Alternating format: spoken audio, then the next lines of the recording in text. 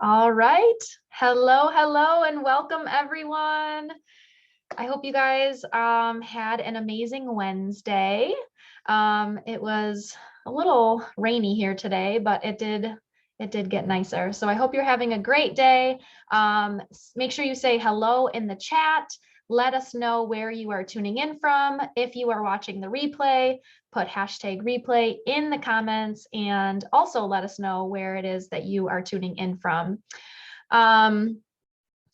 Ooh, we got Lancaster, Buffalo, Dresden, Rochester, Buffalo, Pifford. I don't know if I know that. Preferred. It's outside of Piffard. Gotcha. Connecticut. Awesome. We got lots of people and lots of gardeners in the house, right? Welcome to the gardening and oils class. All right. We're going to go ahead and get started. Hopefully you have your water or drink of choice. I have water and White Claw with me tonight. And you're going to want like a pen and paper because most of the stuff you're going to be able to screenshot and you won't necessarily need to write down, but there's a few things that I don't necessarily have in a PowerPoint for you. So you're going to want to take notes. So make sure you have your pen and your paper. Also grab an oil that is close to you. If you are a current oiler, if you're not, you're going to want to get yourself some oils and we can talk about that. But grab an oil and go ahead and put it on whatever you've got closest to you. And we can inhale and let all that oily goodness get to us. All right. So let's get started. I'm going to screen share. I do have a PowerPoint and I do have notes. So if you see me looking down at all, that is me looking at my notes, and that is because I am a very blue personality and I will just go off on tangents and I really want to respect your time. So I want to make sure that I stay on task for your sake. So if you see me looking down, that's just me checking in on my notes.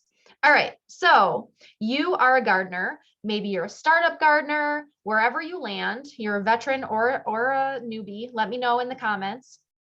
There are some basic things that seem to apply to everyone during the stages of their gardening journey.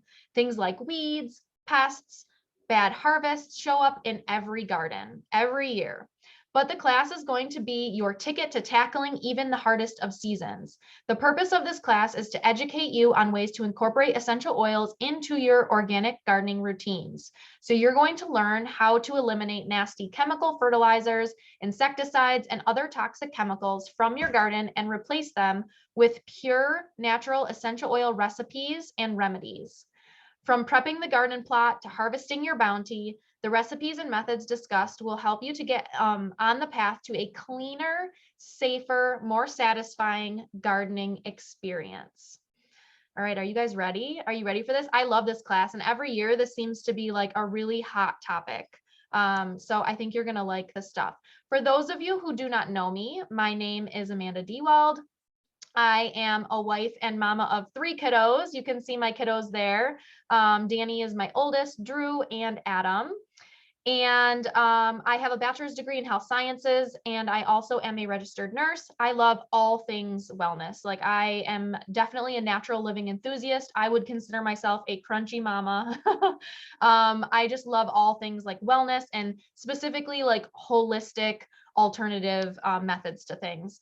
And I have been a Young Living brand partner since 2014. So I have been sharing my love of these oils. I fell in love when my oldest was about 10 months old, and I never looked back. And because of that, I am now able to stay at home with my babies and homeschool them. So it's been a really, really fun journey, homeschooling and just teaching them about health and wellness, and of course, teaching others about health and wellness as well. Tonight may not be so much about health and wellness, more about gardening, but that if you guys saw my posts, that kind of slides in with health and wellness because it helps our mental health.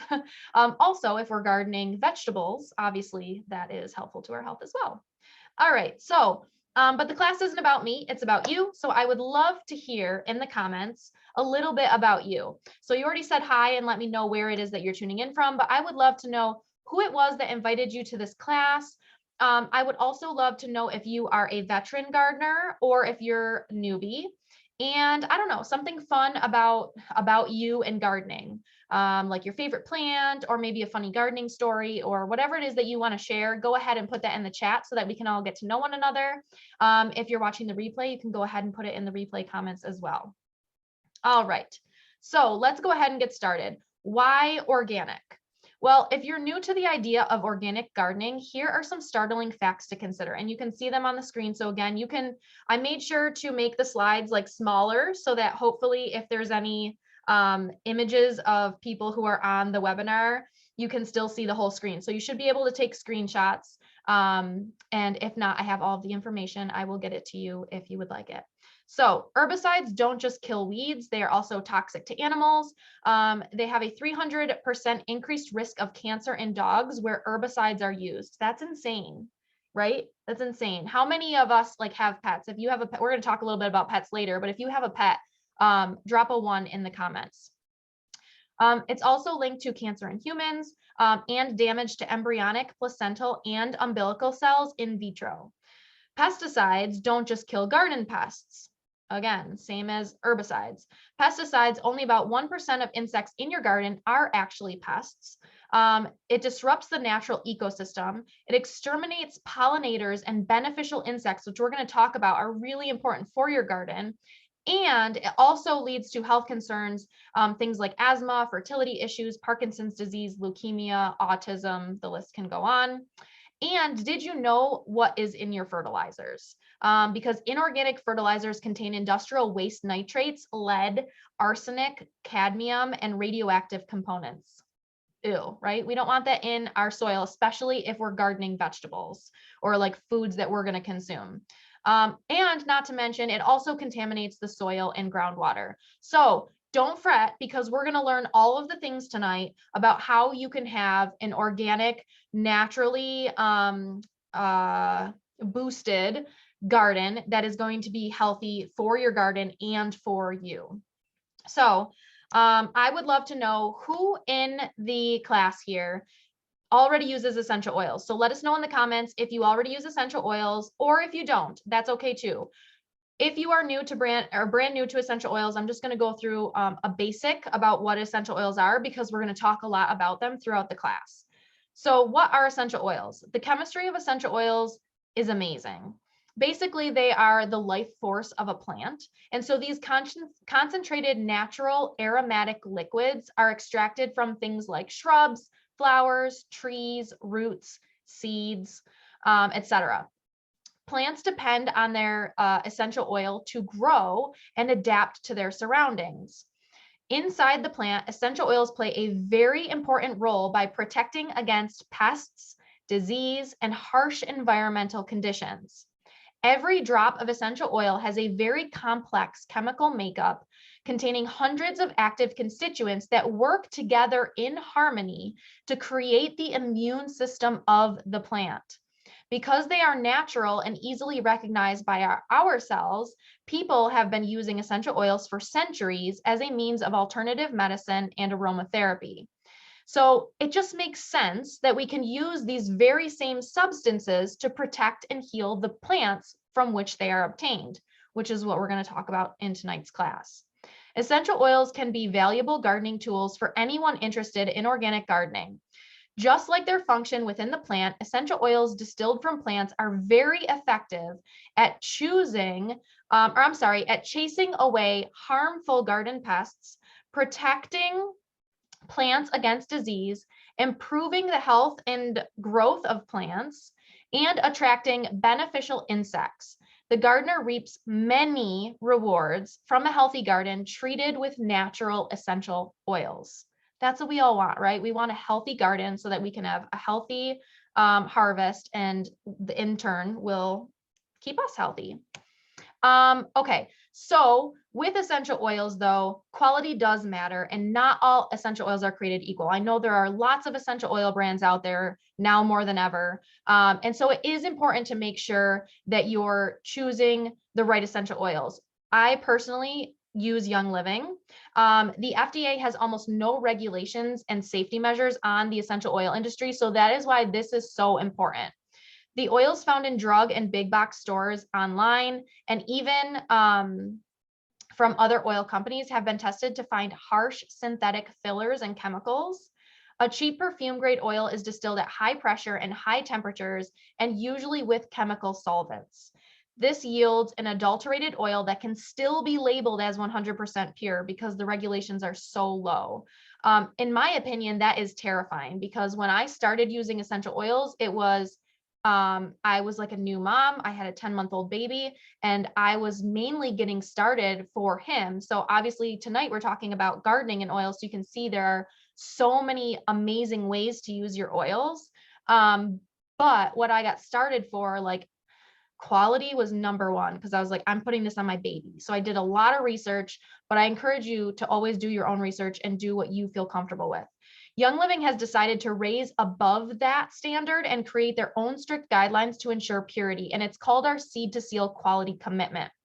They abide by very strict guidelines to fulfill their promise in sending only the best products to your home. And that list is right on the screen. You can screenshot it, read it. I'm not going to read through that all, because I can guarantee that most of you have probably already read through it while I was talking. So if not, you can grab a screenshot and you can read it yourself. But all of these amazing reasons why. And the best part is that if the oils do not meet those high standards, they are rejected and will not be bottled as a Young Living product. So if you want to learn more about our Seed to Seal commitment, you can check that out at www.seedtoseal.com. You can also go to the Young Living website, and they have lots of information about their Seed to Seal on the website.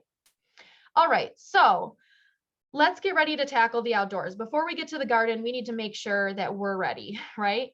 So it's no secret that bugs can totally ruin your garden plans, from eating your plants, to taking a bite out of you. We don't want that. They can really dampen any gardening dreams. You could use insecticides or sprays made from harsh chemicals, but certainly at a cost to you and the environment.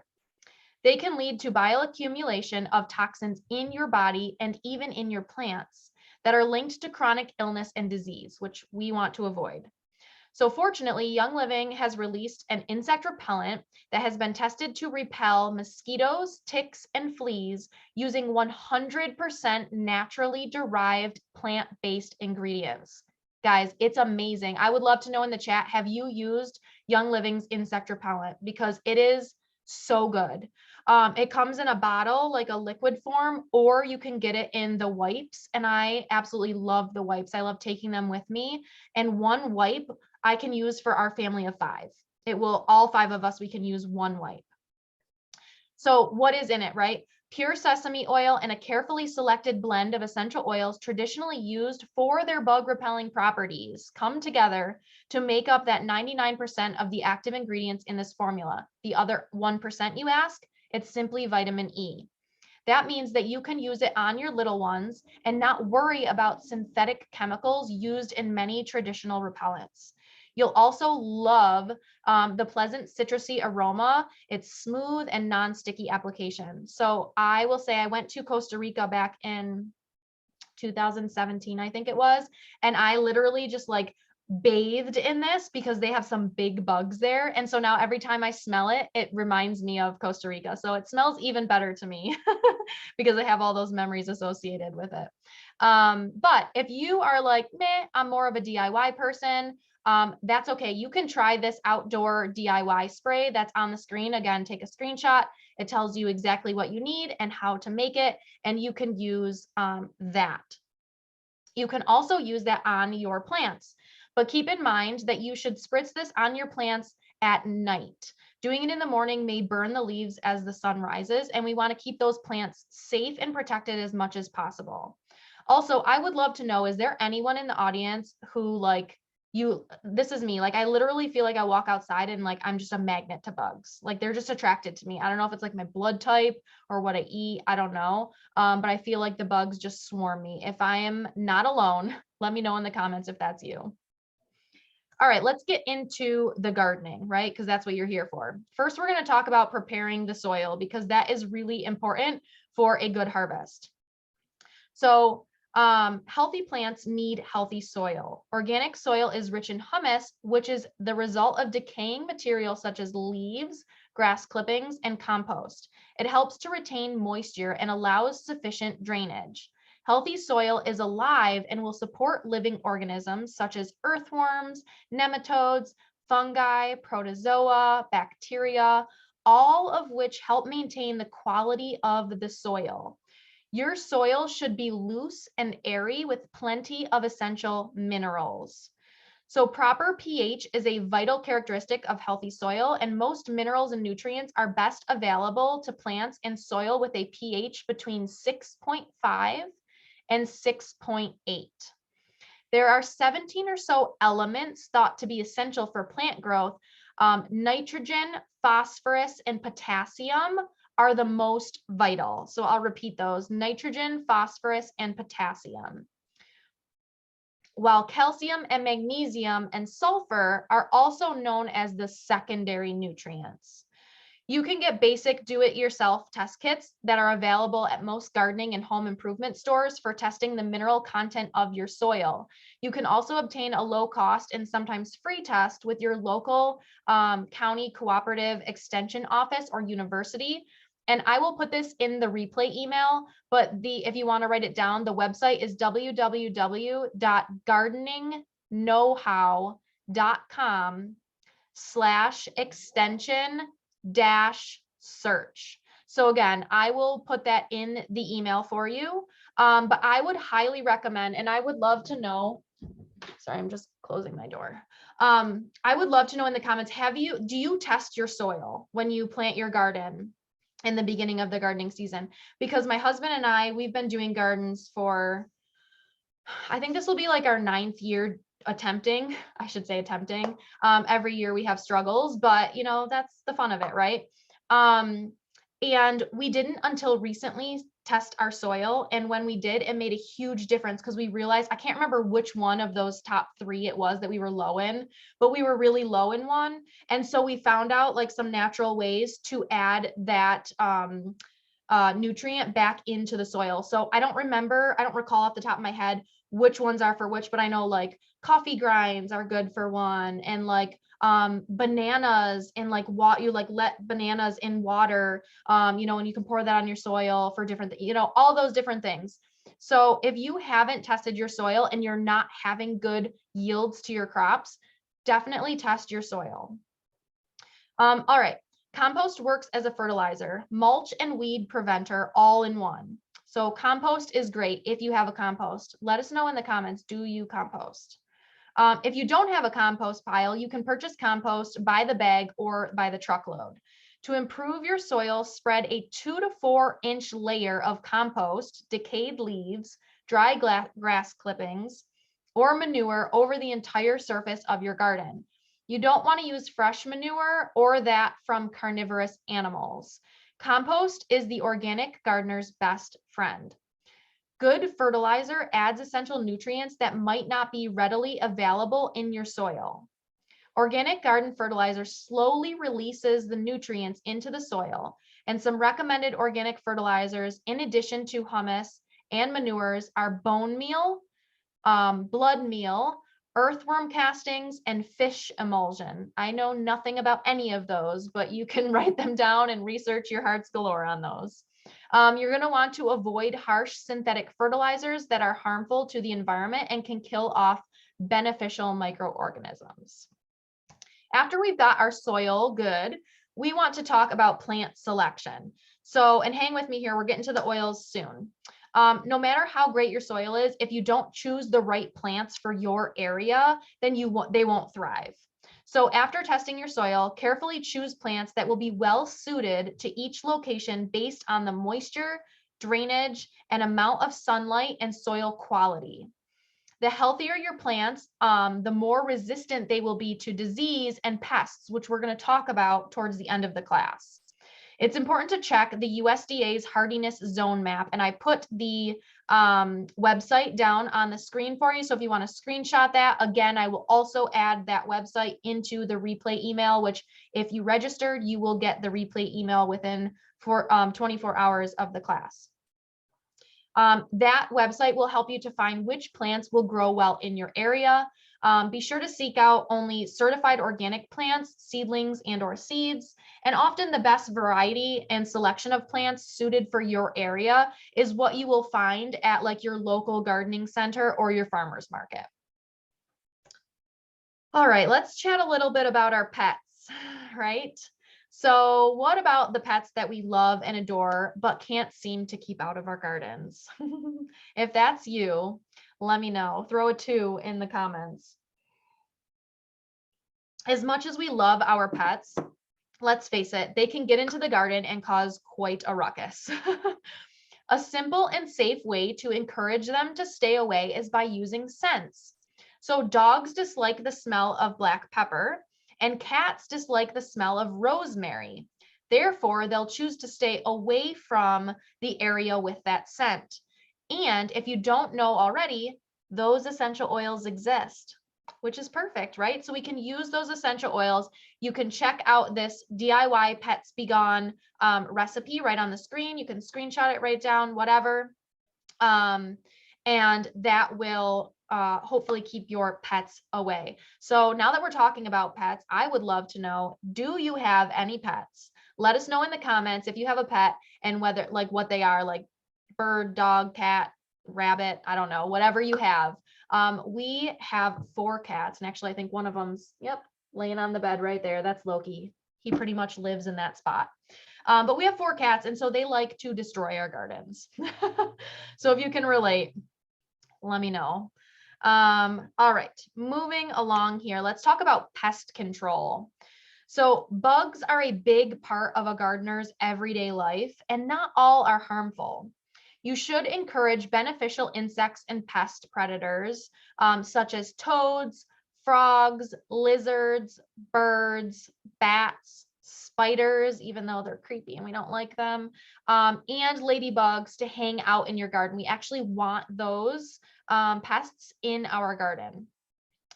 They will control the pests and diseases without the use of chemical pesticides. So if you are taking those animals and removing them from your garden, you are more likely to have to use something else because you don't have those animals protecting your garden. So companion planting, which we're going to talk about in a bit here, involves selecting and growing a variety of companion crops that support the growth of your garden and discourage pests and weeds. So that's another thing you can do to help with the pest control. Maintaining a clean garden will help prevent pests. When the occasional infestation happens, we've all been there, right? And there's this phenomenal Facebook group, which I'm going to give you guys in the email with the replay. There's a phenomenal Facebook group that's like all about essential oils and gardening. And there's like always great people post questions, and I've learned so much in the group. And they talk a lot about like pests and stuff.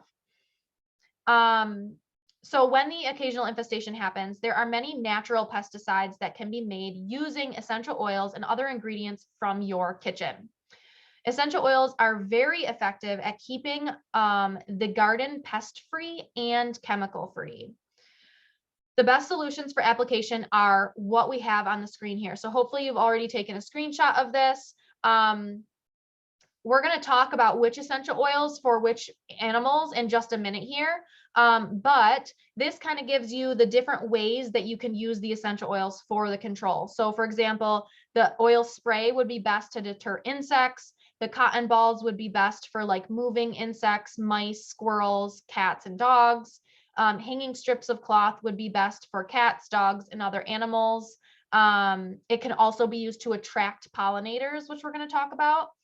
And then also the string method, which is good for deterring flying insects. So you're going to want to get your cameras ready to take a screenshot of this right here.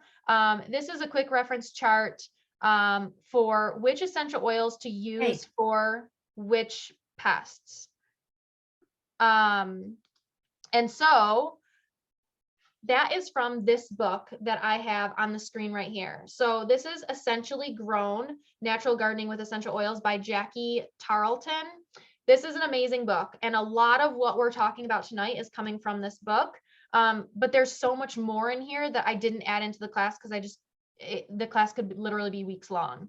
So that's going to be a book that you're going to want to grab. You're going to have enough information from this class to get started. But if you are like a really hardcore gardener, or there are a lot of different things that pop up in your gardening that you need support with, I would highly recommend that book. And again, I will put that link in the replay email. And if you are watching the replay of this and you're like, I didn't register, just shoot me a message and I can send you the resources along with the replay that you're watching.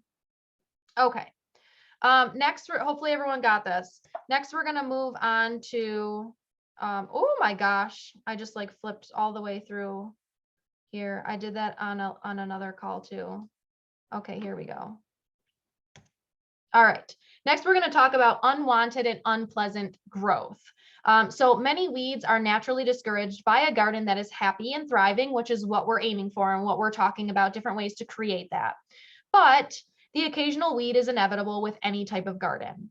So a layer of mulch over the surface soil serves to prevent many weeds from taking root. A depth of about 2 to 4 inches is most effective. The simplest method of removing weeds is by hand pulling as they appear in the garden. We all know life gets crazy. Sometimes we don't have time to do like pull every weed as it comes up. I do try to kind of go around my gardens and just do them as I see them, but life happens, right? So if you're trying to get rid of unwanted plant growth that doesn't involve harmful chemicals, because those are linked to a lot of neurological, hormone, and overall health imbalances, which we're trying to avoid, just know that there are some safe alternatives. For example, weeds hate cinnamon. So you can try your hand at this easy DIY that's right on the screen. So take a screenshot. This Wither the Unwanted spray is a spray that you can use for weeds. Another one that you could try, and I don't have it on a screen, so you're going to want to write this one down, is a natural weed killer recipe, which is 20 ounces of white vinegar, 1 drop of cast iron soap. You can get it at like a health food store, Wegmans, online, wherever. 8 to 10 drops of essential oils, such as cinnamon bark, Palo Santo, basil, pine, or oregano. And then you're just going to shake it thoroughly before applying it to your weeds. So those are 2 different recipes that you can try for your weeds. However, aside from the weeds, sometimes we have those unwanted friends. Not the ones that we want to keep in the garden, right? Because we already talked about some being beneficial, but sometimes we have unwanted friends. And they begin to grow on our beloved plants. That can cause poor growth, bad harvest, or even plant death. They can block the pores of the plant responsible for breathing and eventually choke out the plant completely. They can also steal vital nutrients from the plants, which significantly decreases the amount of your harvest, and we don't want that. So you can check out this Plant Love spray, which is on the bottom of the screen here, and you can use that for the unwanted friends. Now, let's get a bit more specific with the unwanteds. So we're going to talk a little bit about common diseases in plants. Essential oils are invaluable when it comes to dealing with garden disease. I would encourage you to Google the many, many properties that make essential oils so useful for these types of solutions. So we're going to talk specifically about 2 broad categories tonight, and we're going to talk about fungal and bacterial. So garden fungus, including mold and mildew, is responsible for about 85% of all plant disease. Isn't that nuts? So if you have something going on with your plants, I mean, obviously you can look it up and diagnose and figure it out, but like you can guess that it probably is likely a fungal issue. So because fungus spores are heat and cold resistant, a fungal infection can be difficult to treat. But there are many essential oil remedies that can create an environment that is unfavorable to the fungi. Because fungi prefer warm, moist conditions, maintaining good drainage and avoiding overwatering can also help to prevent fungal outbreaks. So we're not going to go into the specifics about fungal issues, but because it's in the book, and it would take a long time. But I do want to share with you a general fungi treatment. Okay, so take a screenshot or write this down. This is just your general fungi treatment that you can use for your plants. If you know specifically what type of fungus you're dealing with in your garden, I would strongly recommend you check out this book, and it will likely have an answer for you because it does go into more detail. And at the end of the class, we can do a question and answer. And if you have like those specific questions, I do have my book on hand, so you can ask and we can look up that stuff at the end. All right. So moving along to bacteria, most bacterial diseases are spread by garden pests, especially sap-sucking insects, because they typically infect plants through natural openings or wounds. Proper drainage, along with keeping your garden clean, will help prevent serious bacterial infections. Bacterial wilts are the most common bacterial infections. It will cause large light green spots on leaves that later turn yellow and will fall off. This bacterium is commonly found in the gut of cucumber beetles, and I believe that's actually the image in the middle here that we're seeing. I believe that's a bacterial wilt. But anyway, I have a treatment here for you, but I don't have it as a slide. So you're going to want to write this one down. This is a bacterial wilt treatment.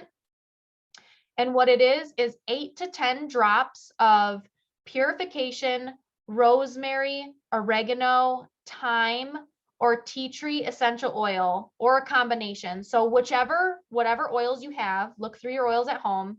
Again, those oils are purification, rosemary, oregano, thyme, and tea tree. You could use all of them. You could use some of them, whatever it is that you have. You're going to use about 8 to 10 drops, and then you're going to mix it with a quart of water. And then you're going to remove any affected leaves or stems from your plant, and you're going to add the essential oils to the water and spray liberally over the affected plant. Okay, so that is for our bacterial wilt treatment. All right, so we're going to move along to companion plants or companion gardening. And I would love to know, have you heard of this? I know I kind of briefly touched on it in the beginning of the class, but have you heard of companion gardening or companion planting? And if so, have you done it? So companion planting with vegetables, herbs, and flowers is based on the idea that certain crops planted together have beneficial partnerships. Companion plants assist the growth of one another by attracting beneficial insects, repelling pests, providing nutrients, and conserving space. It can also reduce the time and effort involved in pest control, and it improves the health and yield of your plants. Plants have very complex chemical processes that combat pest, disease, and natural elements. They also have constituents that work as insecticides, fungicides, antivirals, and antibiotics.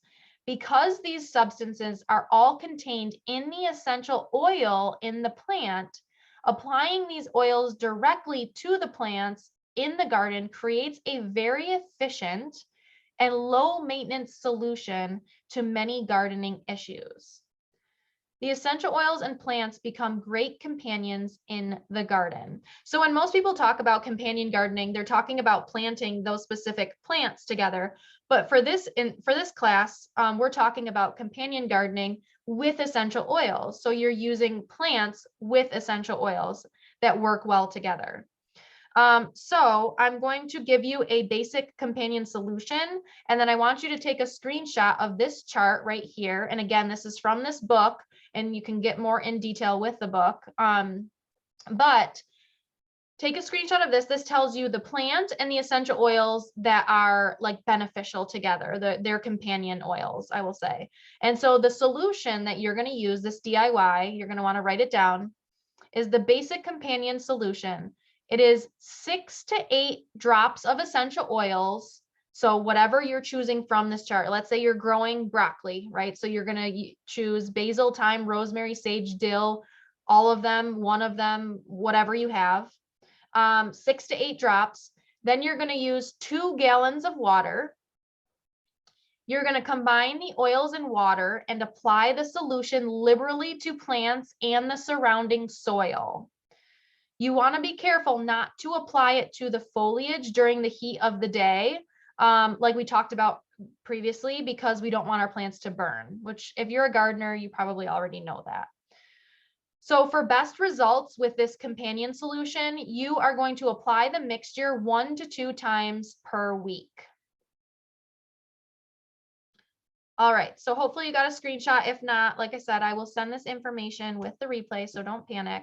We're going to move on though to pollinators because they are so important in our garden. Did you know that some plants self-pollinate? Fruits like peppers can stand alone and produce fruit. However, not every plant does that. Lots of them need the help of cross-pollination between male and female plants, I'm sorry.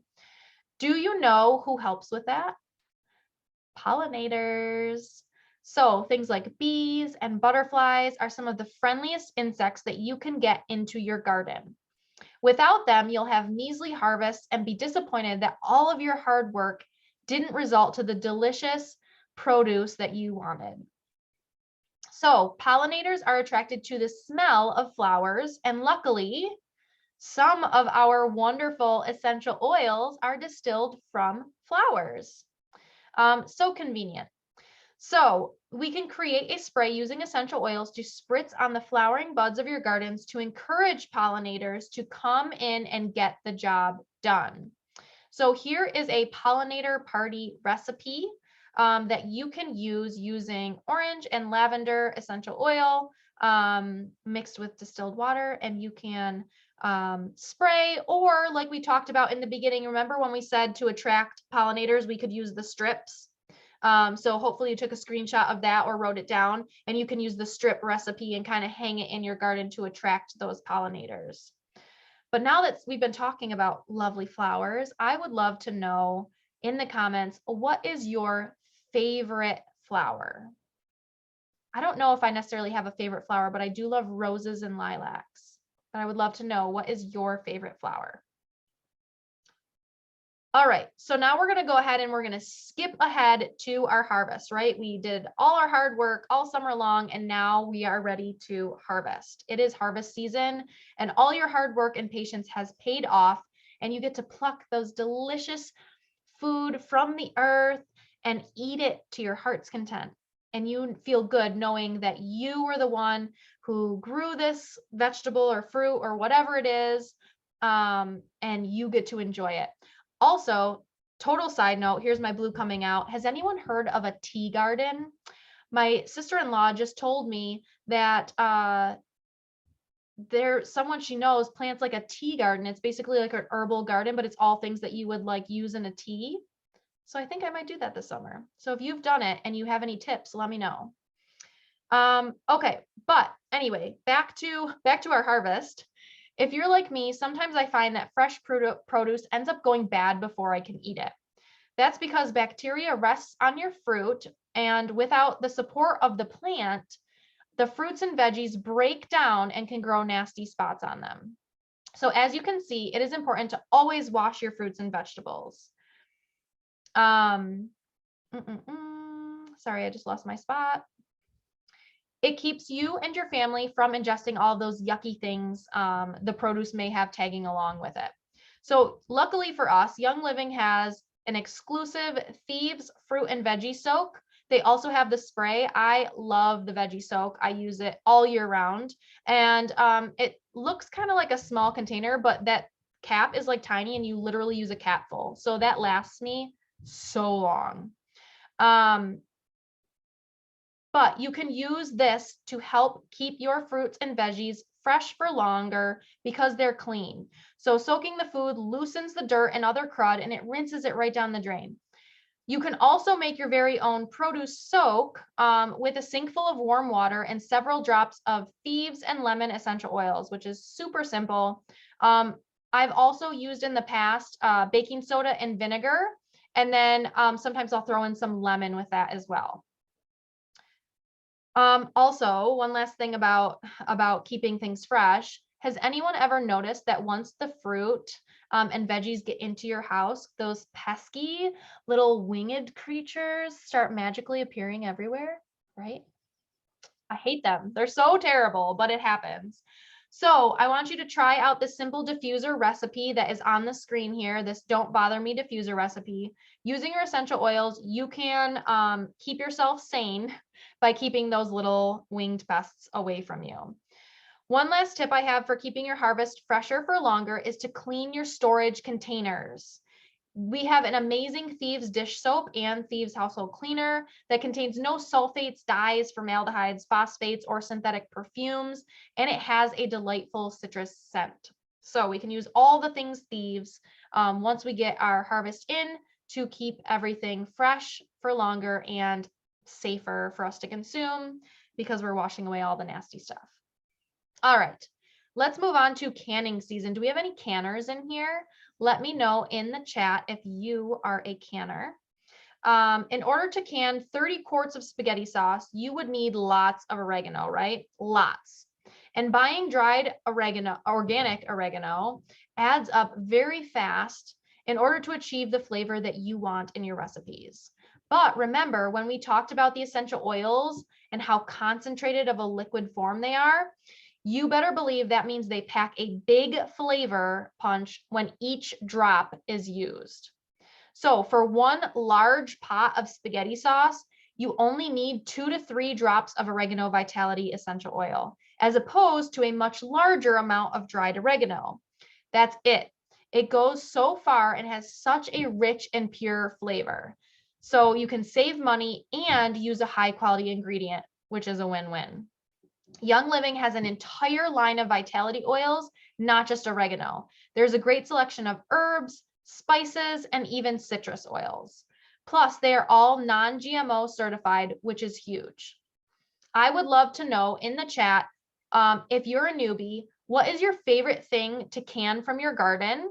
If you're not so newbie, meaning like you've been using essential oils for a while, what is your favorite vitality oil to cook with? I personally love, I'm sorry because you can't get this oil anymore, so it's kind of mean of me to say this, but I love the taste of Italy, which is a blend of like 3 or 4 different oreganos. Oh, so good for sauce. All right.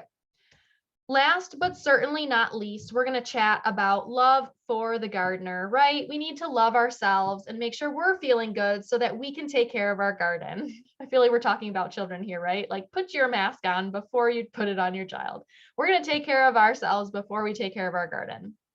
So let me just grab a drink here. I'm sorry. You know we love our plants when we are willing to break our backs, scrape our fingers, and endure biting bugs in order to give them the best chance they've got. Young Living knows you're just as important as your precious plants and has a whole host of products to help you care for yourself too. First, we're going to talk about muscle love, right? Because stiffness can be a thing of the past when you use a deep relief roll-on or pan-away. They are amazing. And it's always a thing, like people either prefer deep relief or prefer pan-away. So I'd love to see in the chat, are you a deep relief person or a pan-away person? I personally prefer deep relief. I just love, love, love it. I have it all the time. So you just roll that right on sore muscles, or drop the oil on the area that is giving you grief, and you can use it as needed. Voila. Next, we're going to talk about skin love, and that is like lavender is an oil no gardener should ever be without. It may help cleanse and soothe minor skin irritations, so keep it on hand. And it can also be used to soothe the skin after a day in the sun. If you forget to apply your outdoor spray, which we talked about in the very beginning of the class, don't worry. This roller recipe will be just what you need. And so right on the screen, I have a DIY soothing stick that you can take a screenshot of and keep handy for your gardening. All right, so as we talked about in the beginning, if you are a Young Living member already and you use essential oils, you can simply log into your virtual office and you can place an order for all of the goodies that we talked about tonight that you want to have on hand to make your garden the best garden you've ever had, right? So you can go ahead and you can put those in a quick order, like in your shopping cart, or you can use your loyalty rewards and get all of the deals with that.